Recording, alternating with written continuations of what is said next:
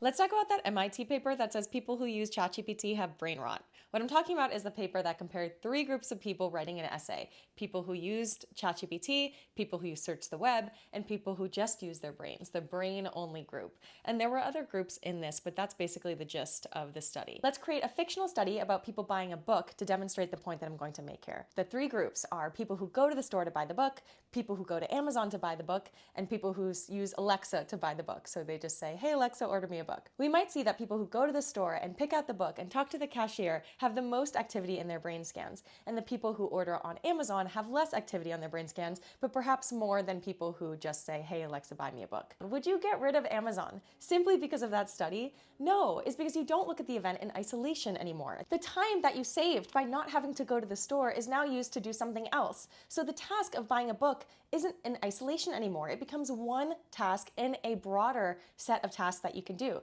So now, instead of using all the time to go to buy a book, now you can go to Amazon or ask Alexa and then use your brain doing other things, doing things that interest you. And so the people who want to write really good essays, they can. They can put their brain and their heart and their passion into what they're writing. And the people who don't and would rather do something else but need to just kind of get something out, they can use a large language model to accomplish what they need to and not put a lot of brain work into it. And the essay made by the person who just uses the large language model and doesn't put their heart and soul into it is probably not going to be very good.